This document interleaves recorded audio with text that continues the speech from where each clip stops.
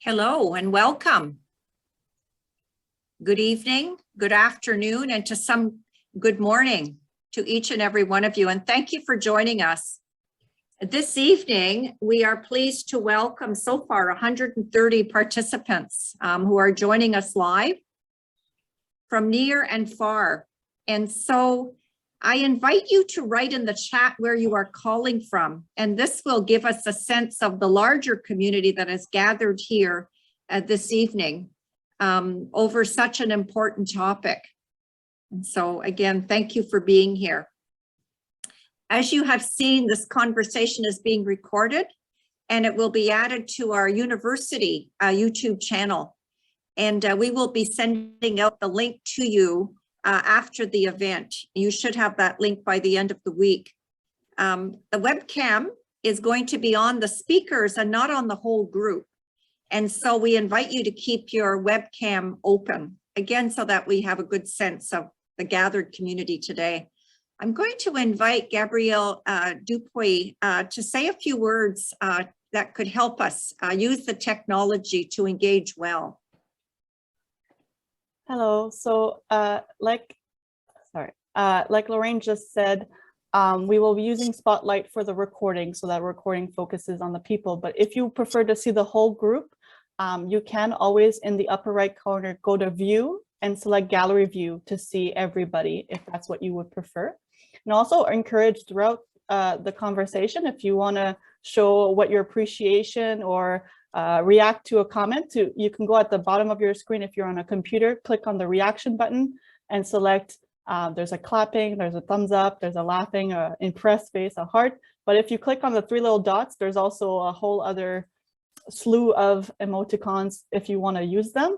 And then finally, you should be familiar with the chat. You can use the chat to put in comments, feedback, questions. There will be some time for questions at the end, so that's where you can do that. And the final button, you should see captions. If you want to keep seeing them, just leave it as is. If you don't want to see it anymore, you can click on the live transcript button, the CC icon at the bottom of your screen, and just turn them off if they're bothering you. So that, I think that is all. If you are having a little issue, I'm doing quite a few little things tonight, but I'll try my best to keep an eye on the chat. And if you're having an issue, you can send a direct message to Star Gabrielle Dupuy. So I should show up on the top of the list when you're writing direct messages. So that's all. That's wonderful. Thank you, Gabrielle. Thank you. I guess I should introduce myself and also say a few words about Gabrielle. So my name is Lorraine St. Marie, and I am director of our Providence School of Transformative Leadership and Spirituality. And I'm also a member of the board of the Center for Aging and Community that is sponsoring the event this evening. Gabrielle, who has just led us through some of this technology, works closely with us at the Providence School as our administrator for our continuing ed program. So we're very grateful to have her here to support this. Although this is a virtual event, our physical location is here at St. Paul University in Ottawa, Ontario, Canada. And as an academic institution here in Canada, we are committed to the efforts that contribute to reconciliation between Indigenous and non-Indigenous peoples. Part of that process of reconciliation includes the formal recognition of the land belonging to the First Peoples of Canada. And so we begin our event with a territorial acknowledgement. So we begin with Kwai-Kakina, hello everyone and welcome. We would like to acknowledge that St. Paul University is located on the traditional unceded territory of the Anishinaabe, the Algonquin people. We would like to honor the Anishinaabe, the first peoples of the lands and waters of the Kitchissippi, the Ottawa River Valley from time immemorial. We acknowledge that the site of the city of Ottawa serves as the home of the Anishinaabe, as a place for spiritual ceremonies, for cultural gatherings and exchanges among First Peoples. Today, this spirit of peace and friendship is the foundation of relationships among Indigenous peoples and non-Indigenous peoples from around the globe. Thank you. So as we begin this evening, we are pleased to welcome our three main speakers to this event. Dr. Elizabeth MacKinlay, our main conversation partner tonight. Dr. Patricia Marsden-Dole, who will guide the conversation with her questions, and Dr. Jane Cooper, who will respond to the conversation between Dr. MacKinlay and Dr. Marsden-Dole. And so a more formal presentation of each of them will be made in just a few moments. But first, I want to begin with a few words about the Center for Aging and Community. So the center was founded in the winter of 2019. Its mandate is to promote healthy aging through the enhancement of quality of life and community resources for older adults, such as this evening.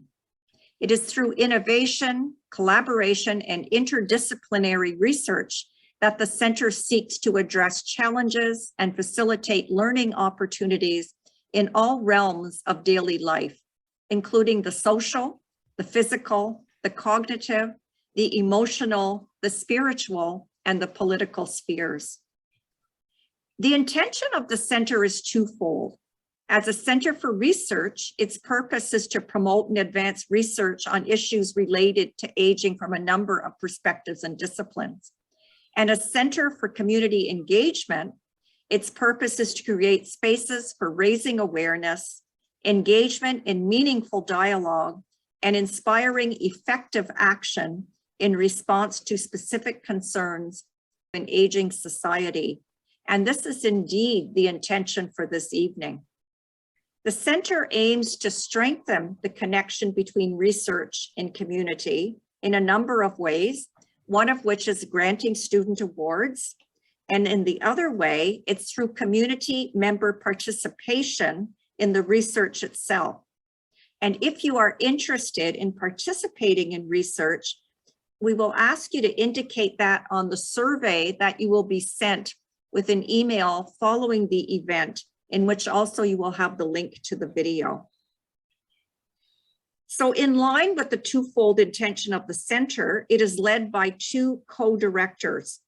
Dr. Stephanie Yamin, who is responsible for the research dimension of the center's mandate, is Associate Professor in our School of Counseling, Psychotherapy, and Spirituality.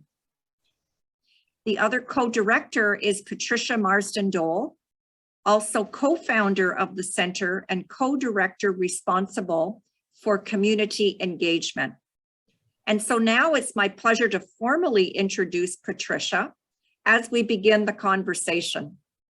Patricia retired from the Canadian Foreign Service to study and complete a Master of Arts in Interreligious Dialogue here at St. Paul University. Challenged by the future significance of the aging of our society, she then undertook doctoral studies and a thesis in practical theology on the aging of the boomer generation with a focus on the Judeo-Christian heritage of compassion. The impact of her research and findings led to the creation of this Center for Aging and Community, in which she serves, as I've seen then, as co-director of community engagement. And I now invite Patricia to open her mic. Thank you. Thank you. Can everybody hear me? My mic, yes, okay, good.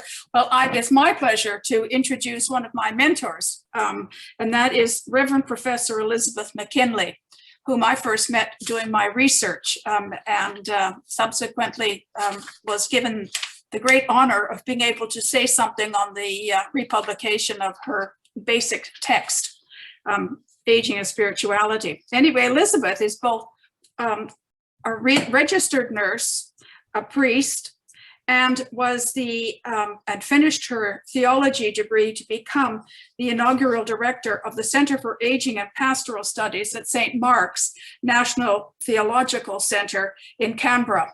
That was in 2001, where she worked from 2001 to 2012. She is an adjunct research professor, public and Contextual Theology Research Centre at Sturt University in Canberra, and Director also of the Colloquium for Ageing Perspectives and Spirituality at the Australian Centre for Christianity and Culture.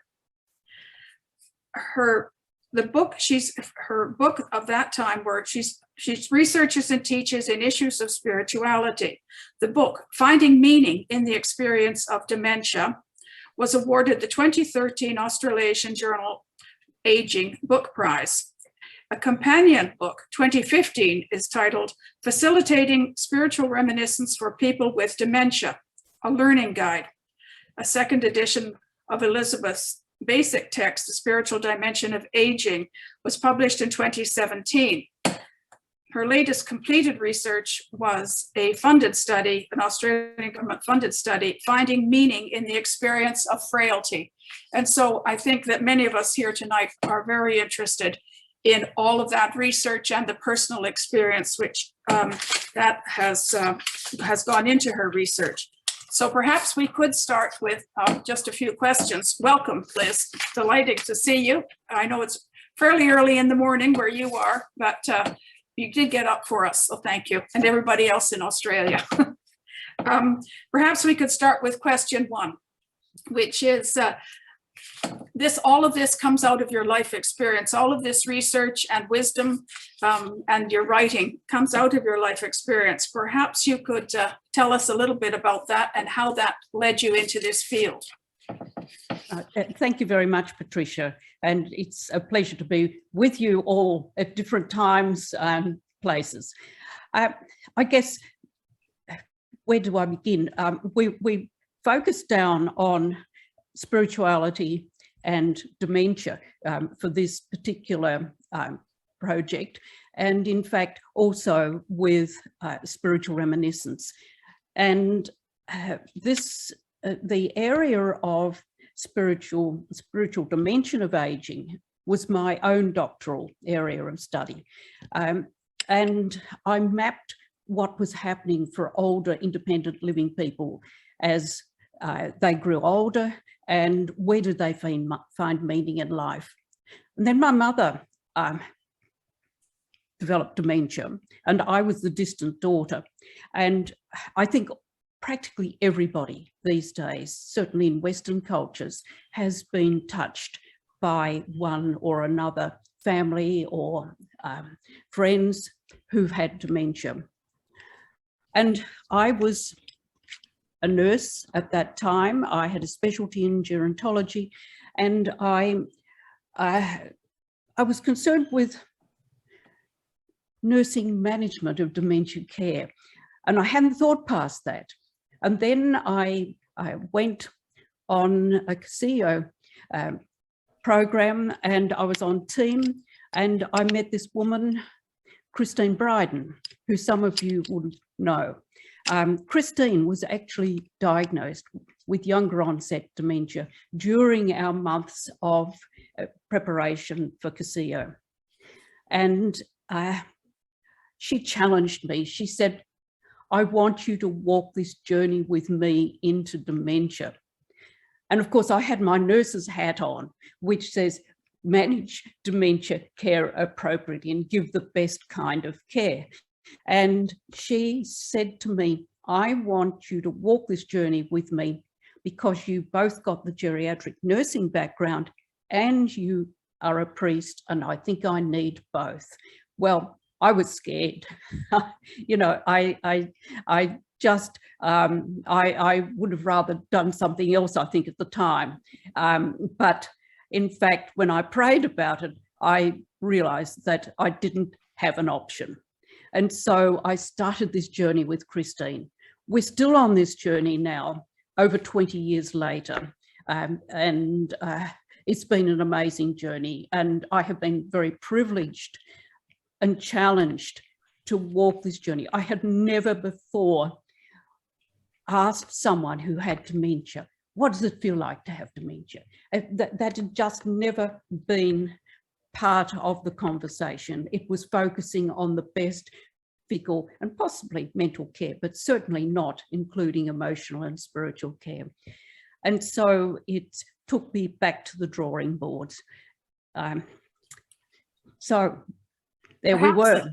Thank you, Liz. Now, perhaps you could now take us then onto the great diagram, which your first diagram, which is the meaning and the spiritual dimension. Because I think that was your first research result, wasn't it? It was a way of explaining. Well, that was one that it didn't come out in my doctorate, but later I had lots of people asking me questions about spirituality and religion, and people saying, you know, what is this? Is it spiritual? Is it religious? What's the difference between them?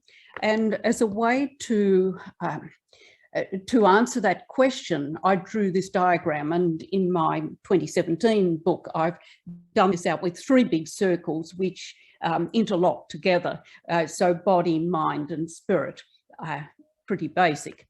And it seemed to me that there were 4 components of that in the way that human beings mediate the spirituality and ultimate life meaning. And I'd say at this point, it's all about story. It's about who we are, our identity. And this is not something that we human beings have dreamed up in the last 10, 20, 100 or however many years. This has been since the beginning of humanity. Human beings have always had story, and it's through connection with others and with our God, depending on our faith or religious background, that we understand who we are. And so most important things, relationship. And here I look at relationship to be with intimacy with others and or God. And this takes in everybody. I don't see the spiritual dimension as only belonging to people of a religious faith, but to all humanity. Then we have creation, creativity, environment, and I see the importance of the natural environment. But I also see human aspects of that, human imagination. And I see with us and for Christians that sense of co-creators with God, and that creativity is part of this, which is still going on. Meaningful activity and work. Then the arts, and there's a lap over between both the creation environment and the arts, and you'll see all of those there. And then we have religion, which has the formalized practice and belief systems of, and I think of any of the major religions in the world, but indeed religion, human beings are hardwired for it. And so it might be, if you don't have a religious faith, you may have your religion worked out in even in your football team that you're following. Mm-hmm. But notice that religion's part of this whole thing of the spiritual. And in fact, if your religion is functioning well, it's going to take in relationship, creation, creativity, and the arts, and all of that. And so this came out of my research with people who were cognitively competent. And it's interesting that I use this for people who have lost cognitive abilities as well, because we're still all human beings. Thank you. And where does so spiritual reminiscence is really very much a part of this holistic view, isn't it, of what spirituality is? Mm-hmm. It certainly is. And this is to do with our stories linked with our friends, our families, our religious faith, if we've got that, and eventually with our national being, and internationally, and with God ultimately. And spiritual reminiscence, and I sometimes wonder about why we use that particular term, but I haven't come up with a better one at this stage, because it's reminiscence going back over our life journey, but it's not a chronological examination of our lives. It's focused on meaning. It's the meaning of our lives. Why am I here? And this is something that for all, well, not all human beings, but for many human beings, as we grow older, certainly from midlife onwards, we start to ask those questions of why am I here? And so this slide that's just been put up now is of the spiritual tasks and process of aging, the STPA, and it was developed in my original doctoral studies and has been tested since then. Mm-hmm. At first, I just called it the spiritual tasks of aging, and then people were saying, okay, I just do these, it's tick the box and I'm finished. And in fact, it's a continuing process. And so that's why I put process of aging. It's a continuing process until we draw our last breath, potentially. This is the generic model, and there also you can plug in what does it look like for Christians, and also with the Abrahamic faiths. So it has, because you've got God-centered in the middle for many. So at the center of this, it's really a three-dimensional model, in that we have this ball in the center, if you like, and this is really about heart things. We're focusing on the heart. And so maybe by the time you die, maybe when you become aware of your own mortality, you really focus on this ultimate meaning in life. Why am I here? What has my life been about? How well have I used it? I'll come back to meaning again in a moment, but transcending the losses and disabilities, this comes from, as we pass through life, we put a lot of value on self-sufficiency, autonomy. We don't want to be dependent on others, and this becomes a real problem for numbers of older people, particularly in frailty and dementia. And the task in later life, spiritual tasks, the task is to transcend the losses and disabilities that we have experienced. Now, Gabriel, can you click on the, or do click on the slide to give me the next, because I'm not sure that there's 3 other boxes that have to come up. Thank you. Oh, lovely. Good. Yeah, that's great. Yeah. And so we can look at them all together. And so part of this is then to find final meanings and wisdom. And I'll just illustrate this very briefly by some of the writing of Viktor Frankl. He talked about, and for those of you who don't know Viktor Frankl, he wrote the book Man's Search for Meaning, arising out of his experiences in the concentration camps in the Second World War. And he said that our lives are like making a movie, that all the significant events that we experience through our lives, they're there somewhere. And it's as we realize that we're facing our own mortality that we have the opportunity to play not just the individual views, the individual shots across our life, but to put the whole movie together and play the whole. And suddenly we can see the meaning of what has happened in our lives. And through this can come healing and hope, and the working towards our own end of life. And so this is the process which goes on, and at the center of our heart is where ultimate meaning will come. Not everyone will find that ultimate meaning in life, and some will be in a state of despair. And some of this comes from memories, emotional, isn't it? It's some of it's from, yeah, absolutely. And you know, you can there are all sorts of things that come out of that. Now, can you hear me at the moment, or have I gone, I've got a mute up on my, okay. And so as well on that model, there is the relationship versus isolation, which was on the other slide too. And the whole, if it's working well, and this is in the process of spiritual reminiscence, hope can come out of that. And so I think, and you'll get these slides in the afters. Now, you're very keen on the word connectedness when you have when you think of spiritual and you think of memories, you think of people's life stories. Could you perhaps make it clear then where spiritual reminiscence, connectedness, and spirituality all fit together? Okay.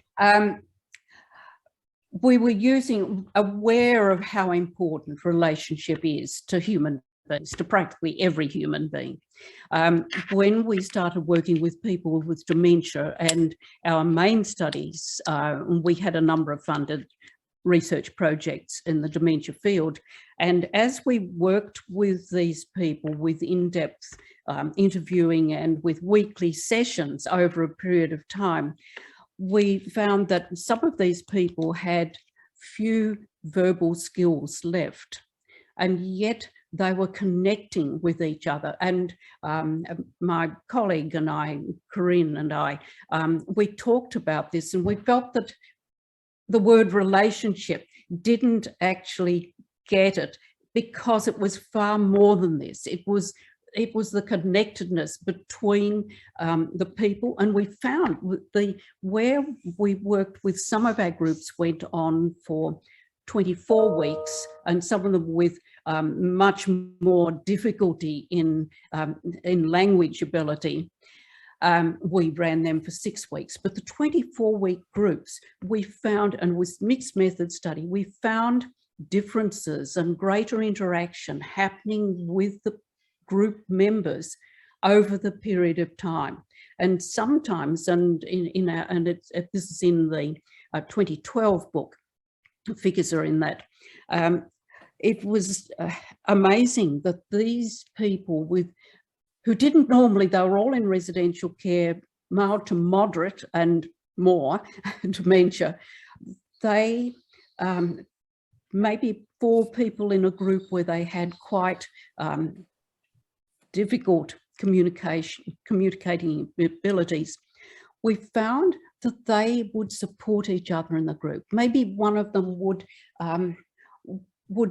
share something which was emotionally important for them, and maybe just the one who's sitting next to them would just lean over and touch them, hold their hand for a moment, or lean over towards them, or that there was all this non-verbal communication which was coming through. And what they were doing, they were connecting deeply with one another. And these connections lasted a long time.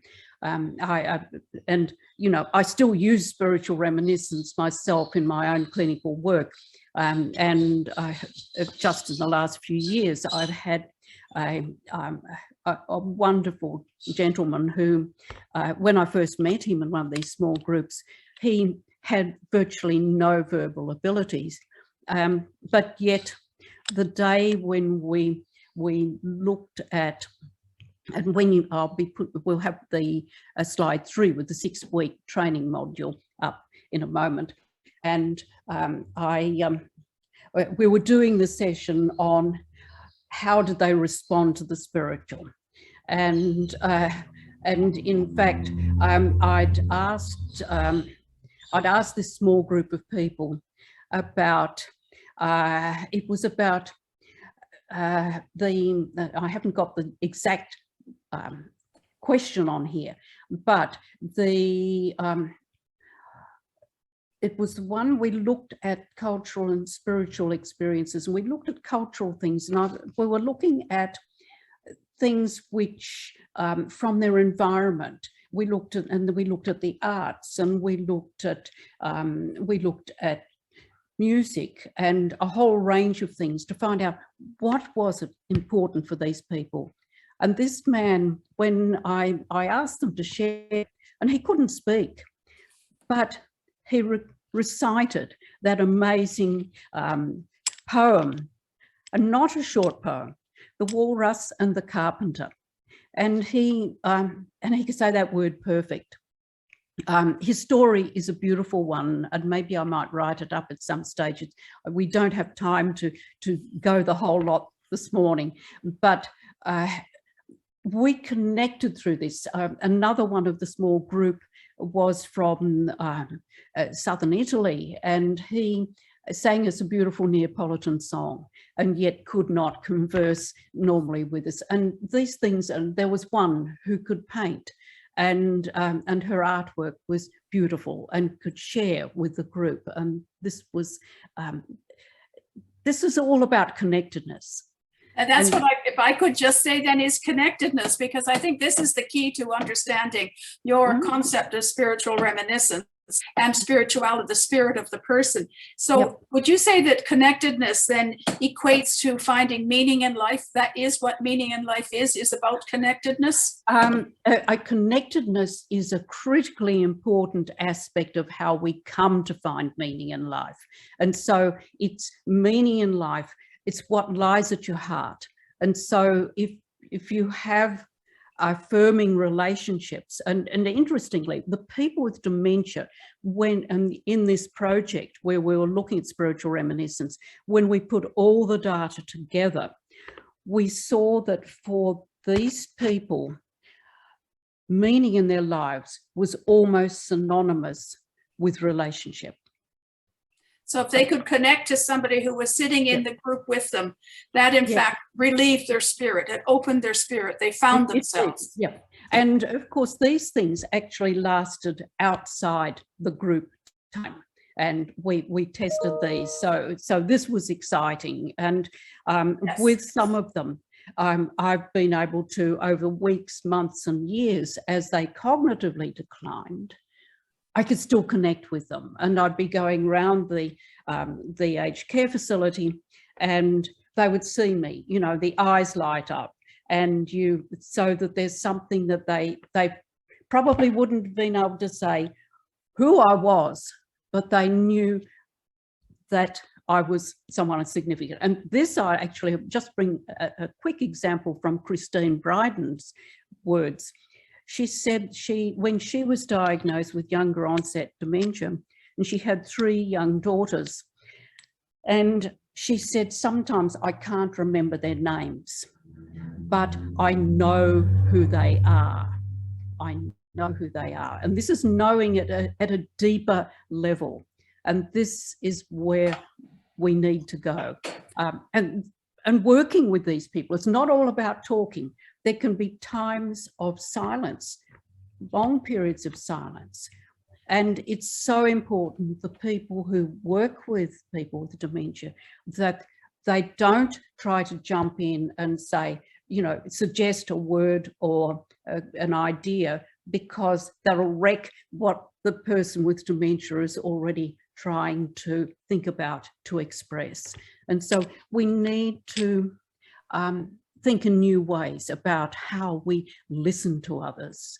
And I think that's a perfect lead-in, I think, to that final diagram you've got, because how do we communicate connectedness? And I think what we're hearing from you is we're connecting with the spirit of the person. How do we affirm that spirit and give that sense of meaning in life? Is that right? That's absolutely right. And you can find yourself on what I would call sacred ground in this, whether you're with a small group or one-on-one.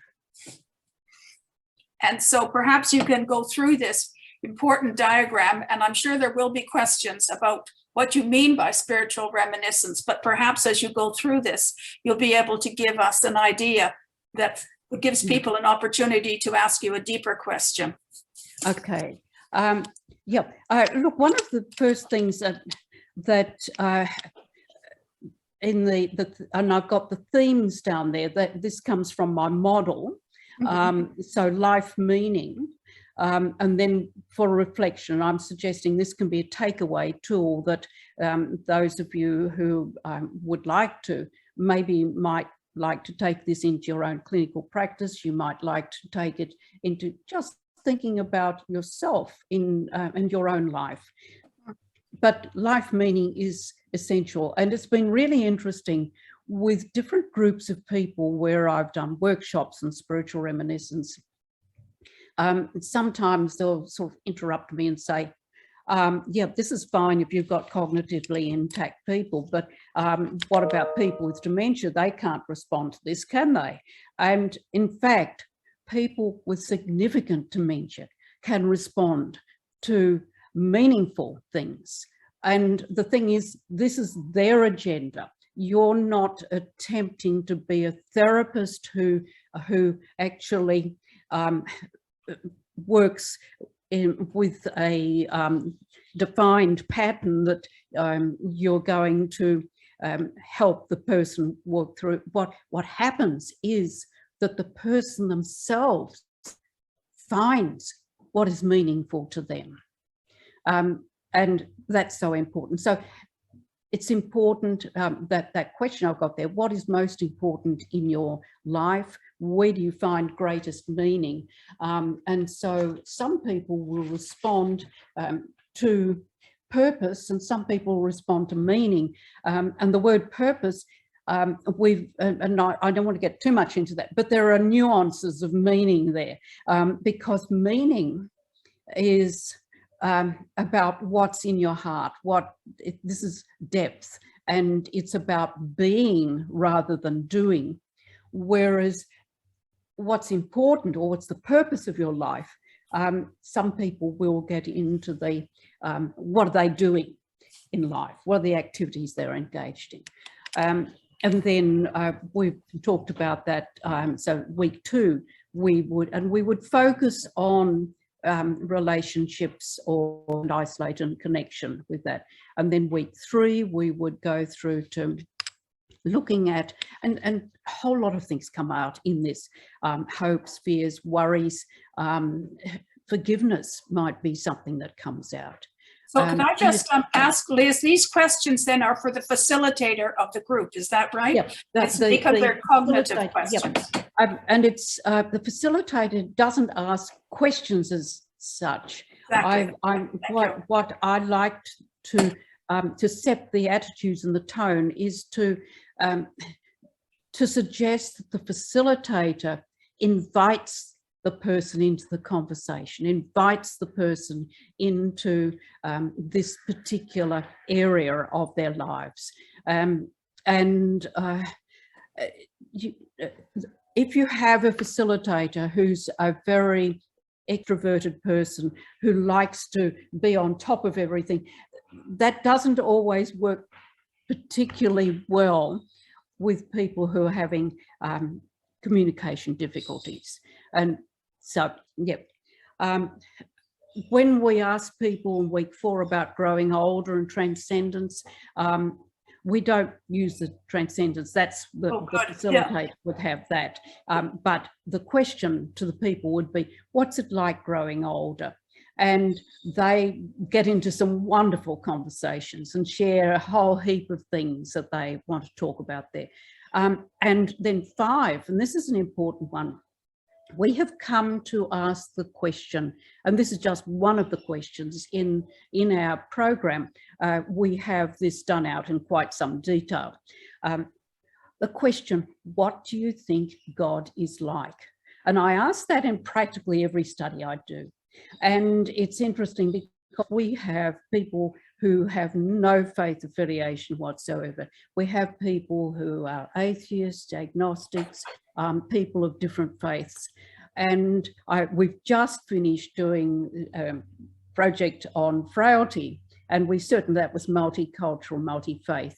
And I don't think anybody in that study failed to answer the question, what do you think God is like? Because if you look at that, it's not a judgment question. It's not saying, do you believe in God? It's suggesting that perhaps, that you might have some thoughts about what God is like, and please feel free to express them. And so, yes. And so then, they have limited cognitive ability though, to respond to these questions, don't they? So you have to find a way of asking the question. They actually respond to these questions well. because they're not cognitive questions so much, they're meaning questions. They go deeper than the cognitive. And this what you're asking there is such a common question that we have. And it's when you walk this journey with people who have dementia and their language is compromised, that you find that they understand an awful lot more than we often give people who have dementia the credit for. And in fact, we tend to disable people with dementia quite often by actually underestimating what is possible for them. And this, you know, we did this study, we did 4 years of our big study, and then we went back and did more study with people with dementia. We've done worked with hundreds of people on this, and we found that we kept getting surprised, and Corinne and I'd look at each other and say, wow, you know, it was just amazing. And then we say, we shouldn't be surprised, you know, because we don't know all there is to know about what it means to be a human being.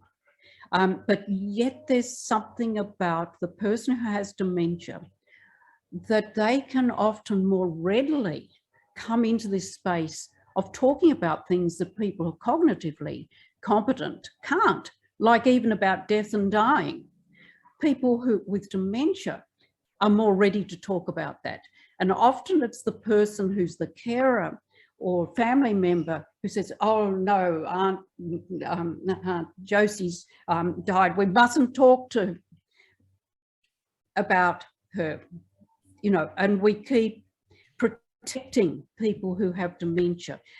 But of course, you know, we have to be aware of where the person is too on their faith journey, and where spiritual reminiscence is really important to help us come to an understanding of what is important for this particular person, and even where they find meaning. In one rural specific dementia facility, I found 2 separate people in this facility who didn't know each other. They were both rural women. And when I asked them, who is most important in your life? And they said, my horse. My horse.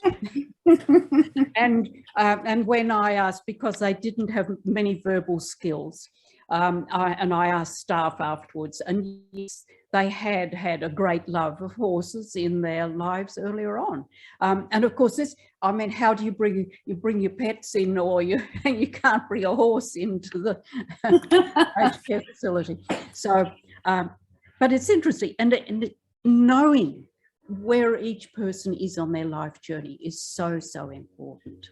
Well, I think that story of the horse and the walrus are wonderful ways to move us into the next a response to this, because we have a lot of questions, I think, that are coming up.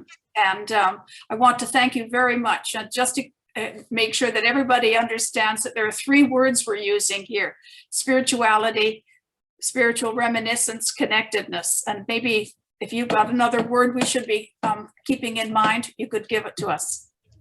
Mm-hmm. Thank you. So we'll go back now to Lorraine, who will invite a response from Jane Cooper. Right. Thank you. Thank you, Lorraine. Thank you. Thank you, Liz. Thank you, Patricia, for that rich conversation. It's now my pleasure to introduce Dr. Jane Cooper. Jane is the Schlegel Specialist in Spirituality and Aging at the Schlegel University of Waterloo Research Institute for Aging and Conrad Grebel University College. Jane coordinates an annual Spirituality and Aging seminar. She conducts research, teaches graduate courses, and recently convened online the 9th International Conference on Aging and Spirituality. And I was pleased to have been there, and it was a great conference. And if I could just add also, the keynote speaker was today's main speaker, Liz. Right, beautiful. Thank you for adding that, Patricia. Jane is a spiritual director, an ordained minister, and a registered psychotherapist, and serves as a spiritual life facilitator in a retirement home. She is deeply grateful for the fascinating and the loving relationships she shares with persons living with cognitive change. They are her teachers, her friends, and her inspiration. And so I leave the space for you, Jane. Welcome. Thank you so much, Lorraine. And thank you to Patricia and Liz. It's wonderful to be part of this with you and to see so many familiar faces across the screen tonight as well. This is a great gathering. I resonate with so much that Liz talks about in her work and have followed it and been inspired by it over the years as I've gotten into this field myself. When we were meeting last week to plan tonight, somebody asked me if I practice spiritual reminiscence in my work, and I wasn't quite sure how to answer that, because I don't necessarily follow all the nuts and bolts of what Liz may have laid out in her books, but I definitely follow it in terms of kind of a way of being. I see it not so much as a strict model to adhere to, but a concept of relationship and how we connect with people.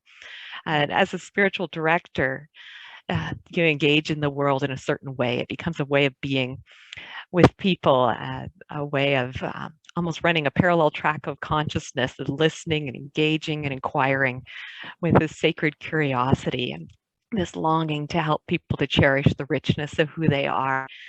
And I think that translates so very well into work with dementia, joining with people on this level of meaning, regardless of cognition. It's about patience and connection and attentiveness, honoring, being in the moment together. I was drawn when Liz was talking at the beginning about her relationship with her mom, the family connection, and how hard it can be for families when they see someone that they love going through changes and just being different than they used to be. And how do we relate? How do we continue to be in relationship when so much is falling away? But then I was reminded of the silver linings that so often seem to come along with dementia as well. New possibilities for connection that Liz alluded to, and that arrives when we're open to it. I think of fathers and sons at times that I have seen where the relationship has been kind of cold and distant all throughout life, and all of a sudden there's this openness, this warmth, and this tenderness that becomes possible, and touch that matters in new ways. Or sometimes it's a mother who has never really expressed how she really felt about things in the family, and all of a sudden loses her filter, and how refreshing that is for a family to hear mom saying what she really thinks. And the laughter that families can share when in humility they can just enjoy some of the ridiculousness of how life can be when you're living with dementia, and in its sadness and its joys. Sacred moments of praying together, singing together, familiar things that are triggered in memory. But all that to say that we as professionals can do this, but it's not just for professionals, it's for families, it's for friends, continuing in relationship with their people. We can maintain and nurture new connections, even as dementia unfolds. So I had the privilege of doing Liz's workshop when I was in Australia a couple of years ago. And I was struck with how quickly these connections can happen, even among strangers, regardless of cognitive ability. And thanks to these simple, open invitations to share what matters most, what's important, and questions like, what is God like for you? Big open questions that are about meaning rather than about cognition. And I like to share a few just verbal snapshots of times that I've experienced the principles of spiritual reminiscence working their magic. I think of a woman that I know with frontotemporal dementia. And for her, independence was super important in her life. And she moved into a retirement home and felt like people were taking over her life. She really needed her strengths to be heard, her decisions honored. It really helped her to talk about the ways that she has been independent in life and lived that out. And to be assured that dementia doesn't change who she is, that she was honored in that independence. A man in the same neighborhood lived just down the hall from her.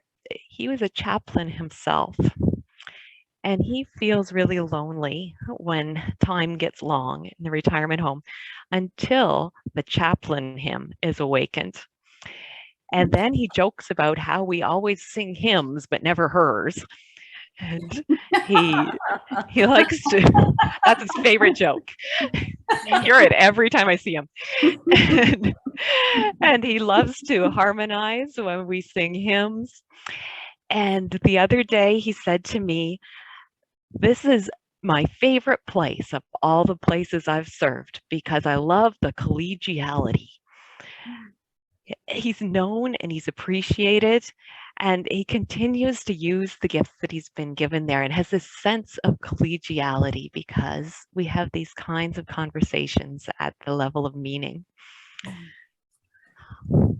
I think of another woman whose dementia was quite advanced. She didn't talk much at all, but she too liked to sing about Jesus. And she had a faithful volunteer named Jen who always fed her breakfast. One afternoon when she was feeling pretty distressed, I went in and took her hand, and she took that moment of connection to say, "Give me Jesus or give me John." And we laughed about that as staff members, that it showed her connections and what she really needed. She was reaching out for connection, and those were her two main connections in life. I think of another man who had served in the Navy, and he often talked about wanting to go home, He'd go by the elevators until conversation about his traveling experiences brought out his sense of adventure and his skills in making new acquaintances and his faith that though it was tough being away from home, he could do this. He was going to be all right. So we accessed those memories that weren't necessarily in a chronological order anymore, but popping up here and there, and remembered who he was and what really mattered and where his strengths lie. The other day, I had a conversation with a woman about the cup of coffee that she was drinking. In the moment kind of conversation. She had been a nurse during the Second World War, an international nurse at a time when coffee was very hard to come by. For her, coffee means a lot more than just a cup of coffee. It tapped into all sorts of memories and gratitude for everything that is wonderful in life. So when Liz talks about faces lighting up, I very much identify with that. People not knowing you by name, not knowing they've ever seen you before, and yet knowing that the connection is there and they are seen and they are known. So much of this spiritual reminiscence happens one-on-one, but I've also experienced it in a group as well, like Liz was talking about, and there's great value in those group experiences too, the joy in the gathering with other people and the sense of belonging, of being invited, given attention, welcomed, bringing people together and being heard by other people is so validating. And we can also learn to hold the stories that people bring in groups. When we've been part of groups over a long period of time, like Liz was talking about over these 24 weeks, often cognition changes during that time. And I've had great experiences of hearing the same stories over and over, week after week, because these are the core stories that are meaningful to people. And so you hear them again and again. But then over time, as they tell the stories, there may be less detail, and they may stop partway through and not remember what happened next. But I'm sitting there going, I know what happened next because I've heard this before. And now I can hold this story with you, and I can feed into that story and offer them some of the things that they used to tell with such joy, and it's now slipping, but we can hold that for them. I think of one time I witnessed a mother with her two daughters, and she had few memories left of raising her daughters, but to see the daughters in conversation with their mom, offering her with such gratitude and love these memories from their childhood, and I can still see her face, just her eyes lighting up, saying, I did that. And I'm just so honored by this gift of story that her children were able to hold for her, and continue to sustain this deep meaning in her life. But when her brain couldn't hold those memories herself anymore. So yeah, there's a sadness that comes with dementia, but it's not the whole story. Losses deserve to be grieved, but even in the midst of loss, there's more living to be done. Meaningful connections to experience this way of being that we're calling spiritual reminiscence brings so much hope and richness to the moment, reassurance that all is not lost. So I could go on and on talking about, these are some of my favorite experiences in life. I just want to thank Liz and all those others of you who are part of this messy grace of connectedness with people living with dementia, for sharing what you've learned, for inspiring us to connect in story. Story is always connected to meaning and affirming identity and wisdom, and that allows those living with dementia to remain engaged in friendships, and contributing through story and song and eye contact, and touch and belonging, all those precious things. It's such hopeful work.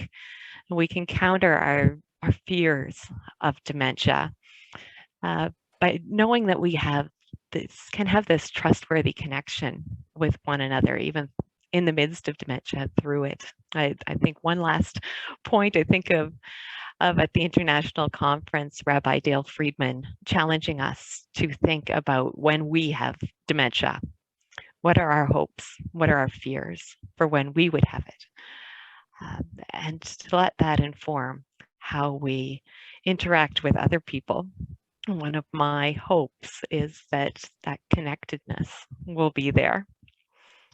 And so I know we're going to have some time for questions and answers, and I'd like to start by asking Liz to talk some more about realizing the benefits of what you've learned, Liz, through this research. How do we, those of us who are here and listening, how do we start implementing some of this? What can we do going forward? Yeah, easy question. I think it is complex. I think one thing for starters, we need to be much more aware across our whole societies of the needs of people with dementia. I think we need to be aware of starting to share our stories, not just a chronological view of what we did in what year of life, but the meaningful things to us. And so, at the last, somebody else may need to hold that story for us. And you alluded to that. But I think that it's more and more people are being cared for now in communities before they go in at high level care into residential care. And so they are very much vulnerable, I think. And I suspect it's pretty much the same in most Western countries now, that a lot more care is being given at home. So people with dementia are progressing in the disease in the communities. And that becomes very challenging for how do we actually, can we get them into small reminiscence groups? And I think there's a real role for community centres, and if you have them, and secular ones, or for church communities to have within their parishes to work with the spiritual reminiscence. And I've found this working in church groups as a wonderful way of linking lonely people, because as a small group they have brought their story together, and they have carried that between them. And I've had some wonderful times in doing that with the small groups in parish settings. But I think we have to get the message over to start with, that there is a way of doing something that is so simple and yet is so profound. And how do we actually do that? We're so used to having the instant fix of everything these days. And if anything's more than a year old, it's probably obsolete already. And we're talking about something about the human being that goes back to the beginning of time. And it's always going to be this way. There's something about the spiritual dimension of the human being. And so what have I said that's practical in that? I think we need to do in enabling people to share story. And we need to deliberately make opportunities for that. And it's not just to record the story so that you can have something for the notes when the person goes into care, but it's how do we make connections? How do we make connections between the isolated people in our communities? Enormous challenges. Thank you, Liz. Yeah. Thank you, Liz. And we're going to leave you in the spotlight. And thank you, Jane, for your good and very rich response. Yeah, and thank you, Jane. That's been fantastic. Thank you. So Liz, we're now going to open up for some questions. And how we're going to do this actually is we have 142 participants here, so we won't all get a question in. What I will do is that, first of all, I'm going to invite some questions into the chat, but I'm also going to invite those who wish to ask a question verbally to raise that hand in that reaction that Gabriel pointed you to, and to be able to click on that hand. And what happens is that you will end up on the top row of the screen so that we can call you. So as we are waiting for perhaps a verbal question to come, let me ask a question that's here from Swapna in the chat, where she asks, is it possible to establish connectedness and attempting spiritual reminiscence in a mixed dementia group, that is low, moderate, and high, in a nursing home? Yes, I think it is. I think it's possibly easier in some ways. We found in practice it was easier to have people with similar verbal abilities within the one group, because otherwise, if you've got people who are articulate and others who really can't respond, it's very, very difficult for the people who can't respond, and they will often draw into themselves and I suspect feel badly about the fact that they are not able to participate. So we've always been fairly careful, and you know, what you use as a guidance. Do you do a screening with mini mentor or something like that? That's a possibility. We did that for research purposes, but I certainly haven't done it since. And I would look to being able to have people interact on a fairly general basis within the small group, that they could all benefit from it. I do remember one group that we had here locally where the woman had just been admitted to care, and she cried her way through practically every group, and was unable to say more than a single word at any time. And then she had an amazing story, and it was only later that I discovered, when I saw her daughter at a memorial service, when her daughter sought me out to say how much the spiritual reminiscence had done for her, that I was amazed, because I had no idea it had done anything, but apparently they were able to be reconciled before her mum died. And that was very meaningful and important. And I don't know, it could have been anything else, but she was quite sure it was this group. So, yeah, so yeah, I think you need to honour the people that you're working with. You need to have them able to make a contribution that they feel okay about, rather than having people who are still really engaging pretty normally with people who are finding it difficult. And I think that's for the well-being of the people with dementia. All right, thank you for that, Liz. Thank you. We have a question here from Daniel Hogan, who says that I asked this question of a priest whose father died after years of dementia, and he didn't have an answer. So he's going to ask you, Liz. How's that? Oh, good. We are. Are you ready? So why do you think God permits people to suffer from dementia? And he puts in brackets, I suppose that the same question could be asked about other diseases. Mm-hmm. Mm-hmm. Yeah, I don't know that we've got a nice pat answer for that at all. So I sympathise with that priest. Yeah. I think one of the things is, in this case, perhaps to work with the person who's asking that question, to how can we support that person?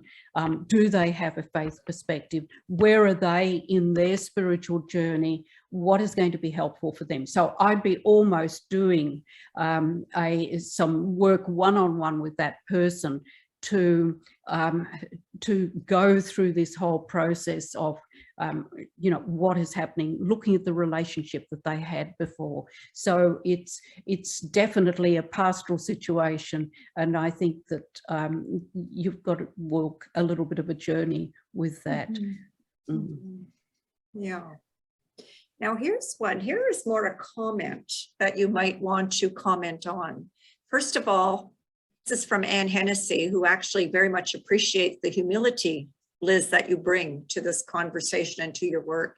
And she says, we make assumptions forgetting that dementia is heterogeneous and why memory may fail. The rich emotional life is still intact. Mm-hmm. Yep.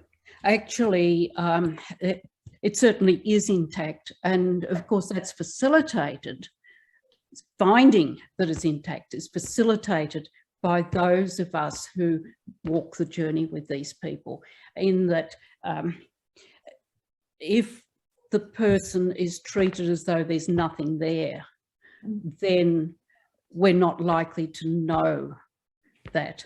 And that it's a tremendous privilege to be able to walk the journey with people who have dementia and realise that. And this is where I think, you know, people like Joel Grimm and Malcolm Jeeves have written quite extensively in this area about cognition and dementia and the spiritual. I think there are processes in the brain that we don't fully understand. And we should not be writing people off simply because of a diagnosis of dementia. And their mini mental scale doesn't actually tell us what's going on for them at the depths of their being. And I've had people in our main studies who had mini mental scores of something like 8 and 10, who could still string some words together that explained the depth of faith in the midst of this, even though they couldn't produce a grammatically correct sentence, but yet you knew what was happening for them. And often it's just that non-verbal that's going on in that process with them. And of course, people with dementia are going to respond differently to different people depending on how the people actually respond to them. And so if you treat them as though there's no one home, then the person with dementia is going to feel awful. But if you affirm them and reach out to them and you show that you have no fear of dementia, then it's going to be good. Yeah, that's how you attend to them for sure. Before I go to the next question, I'm going to slip in my own little comment here, because in working with Liz and of course Patricia and Jane over these last couple of weeks, of course, opportunities to speak about this with other people. And so I had a really good conversation yesterday, actually, with one of our students in one of our graduate programs, where she was saying that she's had the privilege of journeying with both her father and her aunt who have dementia. And I've had really, we can say a high degree, especially the aunt. And what she has noticed is that with cognitive impairment comes what she calls spiritual enhancement, which is quite interesting. She really noticed that. And what she said was, she really noticed their incredible capacity to be in the now, to be fully present in the now, which she had not noticed in these people before they had gotten to the stage of dementia. Has that also been your experience, Elizabeth? My word, it has.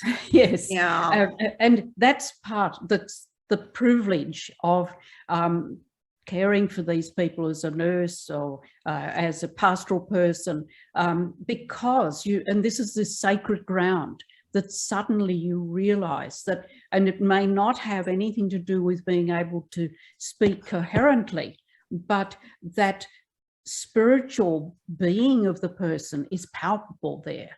And it's something special that,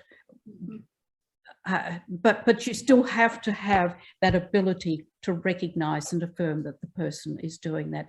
But I absolutely agree with that. And I've met it many, many times. Yeah. You know, and I can't help but think that when someone is in the now with you, it becomes gift for us. It really invites us to be in the now, and that's not always a place that we usually are. So it does open that space, right, for that true connectedness, like you say. Yes. Yeah, and that's the sacred space. And actually, that reminds me of a man I was working with who had Parkinson's disease, and he was in residential aged care, and I think I had about 3 attempts to meet with him initially, and I wanted to do an in-depth interview with him, just one-on-one. And the staff had said to me, "Oh, you won't get anything from him." And of course, when that happens, you sometimes find that that's just the very person you are going to get heaps from. But when I would see him, it'd be usually in a sitting area in the facility or somewhere, and I introduce myself and say that I wanted to spend some time listening to his story. And the first thing he'd say is, "Oh, the food here is terrible." And then he'd go off on something that was to do with physical things.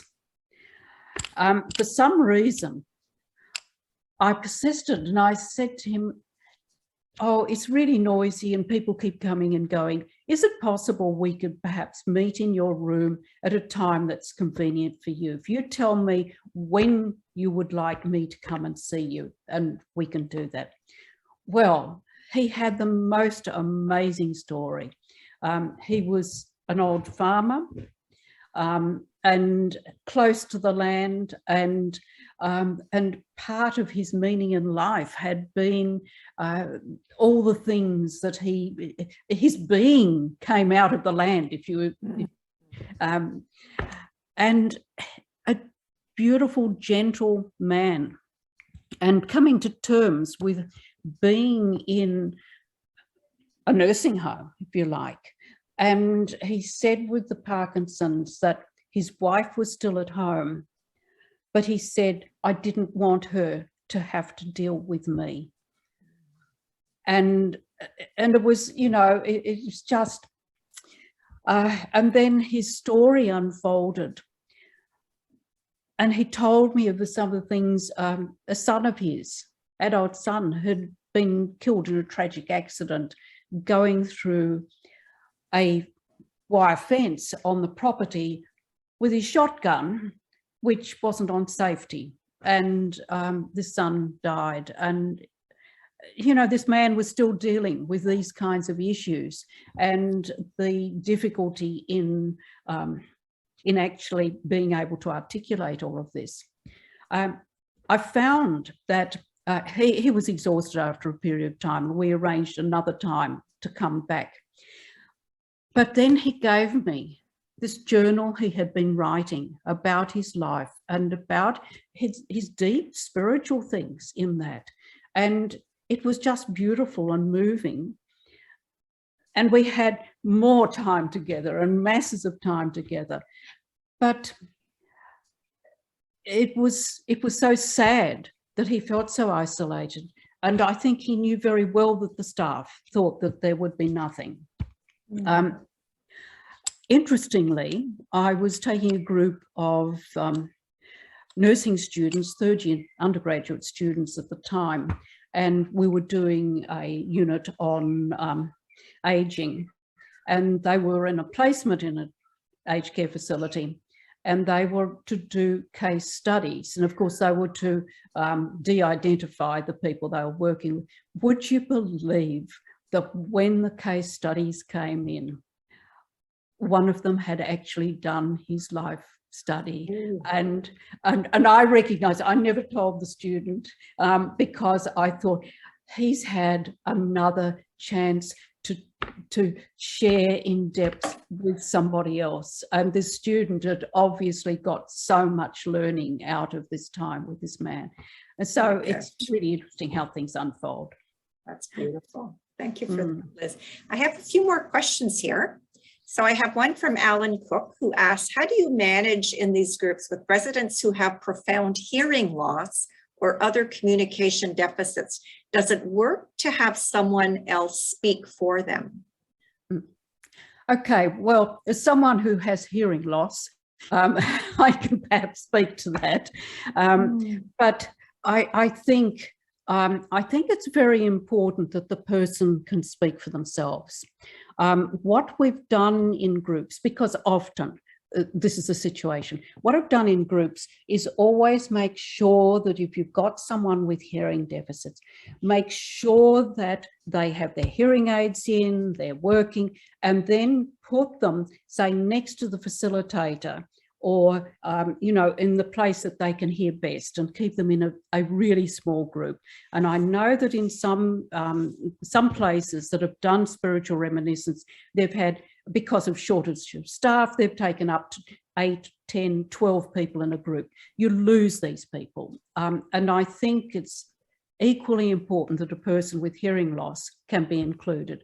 And so there's ways with nonverbal communication, ways with, and then of course, if you've got the person with the hearing loss sitting right next to you and you're facilitating, you can, having heard what they want to say, you can repeat that too.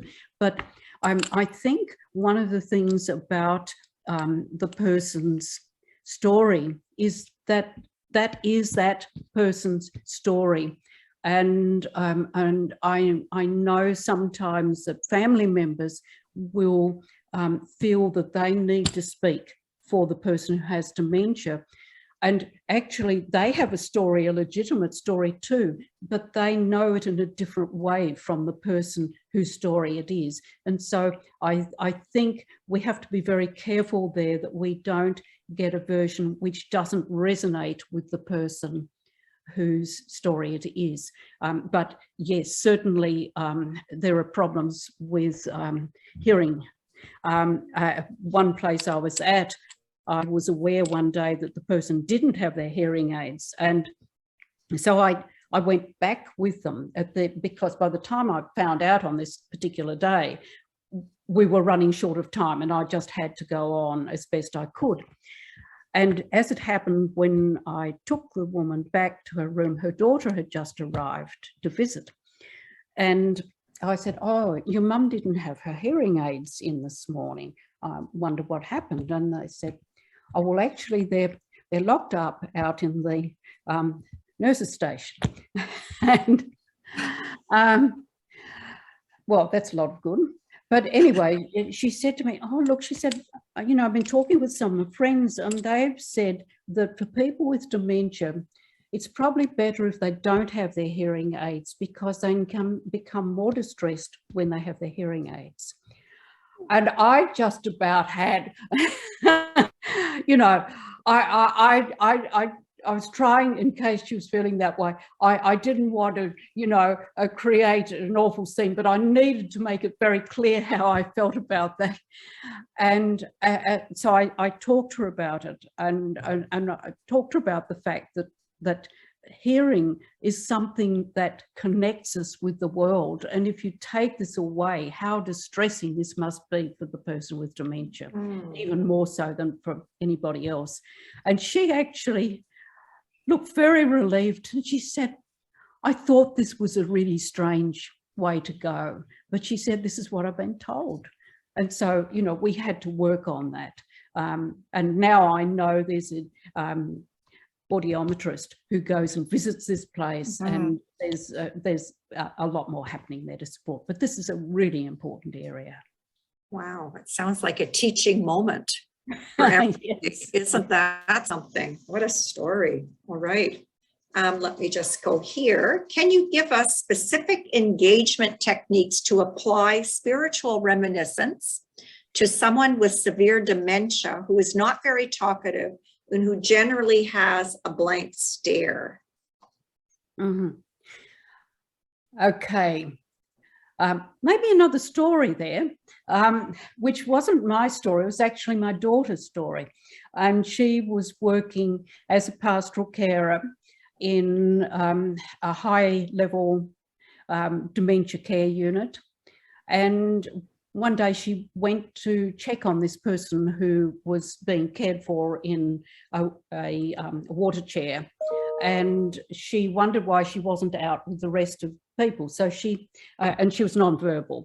So she went into the room and the woman was sitting in the chair there. And for some reason, my daughter sat with her and just sat with her. And I don't know, I guess she was just present. I wasn't there. She was present in the space at that time. Half an hour later, the woman said to her, in this chair, in despair.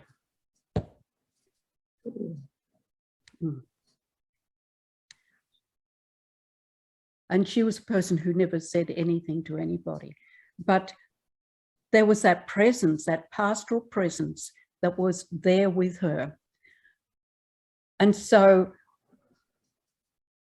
you know, these are the things that sometimes, unless you've got someone who can sit with them, I mean, it might be that you have a system in a place where there are pastoral volunteers who come in and perhaps have the time to sit with a person and to realize that sometimes it might take them quite a lot of work to be able to bring together the words to express what they're feeling in the depths. And so, and the other thing about the vacant facial expression, the eyes are often what does it. Eye contact, patience, and being present. Beautiful. Liz, we are going to finish on that note. We still have some questions, but unfortunately we are running out of time. And so thank you for your profound sharing of your research and also of your pastoral presence that you bring to people with dementia, and also inspire us and motivate us also to be for others what you yourself have shown how you are for others. So we thank you very much for that. We also want to thank Jane and we thank Patricia. And so perhaps in some way, can we give her a hand? How does that sound? How do we do that? Let's do that. Thank you so much. Thank you very much. Thank you. And I want to thank you people for making this all happen, because without you, there wouldn't have been anything on this. And it's been an absolute privilege to work with you and to be here this morning, or this evening, yesterday evening. That's right. You're already the 25th and we're the 24th. And no, and thank you for this. But you know, the quantity, right, of response really shows how important this topic is and this phenomena is, and we're really searching for ways. And I think that also you've given us good insight on one-on-one, but also how to create, right, circles within our own communities, within our own churches and what have you. So that's very, very helpful. Thank you for that. So I now turn to you, the participants. And first, as Liz has said, thank you very much. And as we mentioned earlier, we are going to send you an email. Once we have that video uploaded, as soon as it's been uploaded, you will get that email. And so in that email, you will have the link to the video, but you're also going to have the copies of the slides. And also Jane and Liz have very generously put together a list of resources for you. So you'll have that list on it. And we thank you for that. Also on those slides, you're going to see a slide that has a reference to this formation that we're speaking about, that actually is at the Réseau Santé, Soins et Spiritualité. Right now, that formation, that program only exists in French. And so if you are able to access that in French, it's free. It's put on by this network. And so you will have this also in your package of slides. And the last thing is that you're also, when on that email, you are going to be asked also to fill out a survey that we would really be grateful to you for completing. Oh, and look at this. We also have on the screen, that's beautiful. And that's also, this is the book, actually, the facilitating. So you can say a more theoretical book, but also Liz and also her colleague, Elizabeth, Corinne Trevitt, also have produced a learning guide. So for facilitating spiritual reminiscence. So some of those questions that you saw on the screen earlier, they come from that book. They come from that book. So here we are. And thank you. I see from Deb, it was a wonderful presentation. A lot of big notes here of gratitude for you, Liz. And yes, it's been a real blessing having you. So thank you to each and every one of you. And I wish you a good rest of the day. And have a good evening. Thank you. Thank you. Bye-bye. Bye. Thank you. That's wonderful. Thank you. Thank you.